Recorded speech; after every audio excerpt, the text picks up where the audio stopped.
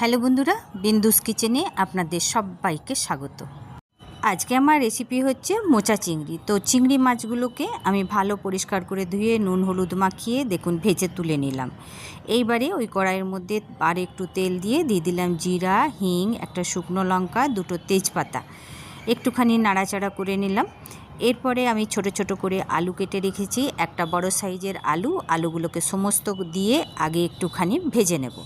হালকা যেই লালচে হয়ে যাবে সেই সময় দিয়ে দেবো আমি হলুদ, দিয়ে দিচ্ছি স্বাদমতো নুন। তারপরে আবারও একটুখানি নাড়াচাড়া করে নিয়ে ওর মধ্যে দিয়ে দিলাম একটুখানি চিনি দেওয়ার পর আবারও একটুখানি নাড়াচাড়া করে নেব, কারণ মোচা বানাচ্ছি একটু চিনি দিতেই হবে। এরপরে দিয়ে দিলাম ধনে গুঁড়ো, সাথেই দিয়ে দিলাম জিরে গুঁড়ো ধনে গুঁড়ো দেওয়ার পর একটু দিয়ে দিলাম জল, কেননা শুকনো মশলা পুড়ে যাওয়ার ভয় থাকে।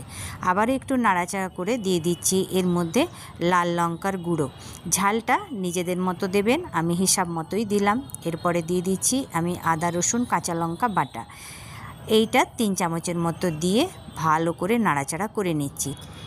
এইবার আমি দিয়ে দিচ্ছি একটা মিডিয়াম সাইজের টমেটো দিয়ে নাড়াচাড়া করে এটাকে আমি ঢেকে ঢেকে বানাবো, যাতে আলু টমেটো খুব ভালোভাবে সিদ্ধ হয় আর টমেটোটা গলে যায়। খুব ভালো করে নাড়াচাড়া করে এর মধ্যে দিয়ে দিচ্ছি এখন আমি ভেজে রাখা মাছগুলো দিয়েও আবার কিছুক্ষণ কষিয়ে নেব। আমার এই মোচার রান্নাটা যদি আপনাদের ভালো লাগে তাহলে বিন্দুস কিচেনকে লাইক সাবস্ক্রাইব অবশ্যই করবেন, অনেক অনেক করে শেয়ার করবেন, অনেক অনেক করে কমেন্ট করবেন। মোচাটাকে আমি নুন হলুদ দিয়ে সিদ্ধ করে নিয়েছিলাম। সিদ্ধ করার পর এটাকে আমি অর্ধেকটা মোচা কুচিয়ে নিয়েছি আর অর্ধেকটা পিষে নিয়েছি। এই দুরকমভাবে মোচা দিয়ে বানালে খুবই টেস্টি হয়। এই রকমভাবে বানালে দেখবেন ছাড়া ছাড়া ভাব হয় না, খেতেও খুবই টেস্টি হয়। আমি একবার এরকম করে বানিয়ে দেখেছিলাম, খুবই ভালো লেগেছে, বাড়ির সকলেই খুবই পছন্দ করেছে, তাই আজকে আপনাদের জন্য এই ভিডিওটা।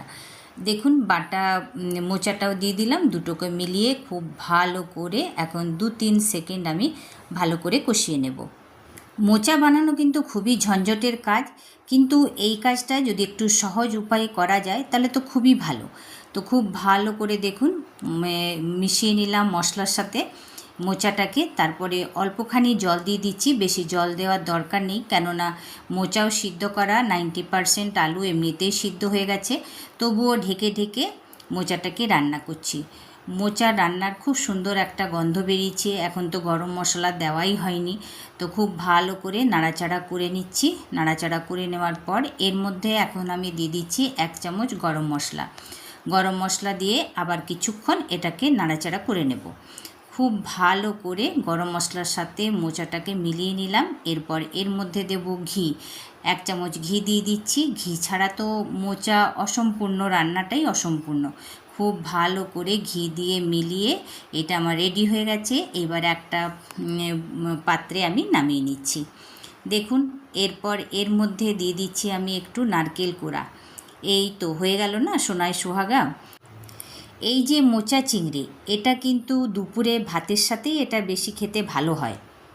তাহলে বন্ধুরা আমার এই রেসিপিটা আপনাদের কেমন লাগলো? আজকে এই মোচা আমি লাঞ্চে বানিয়েছি।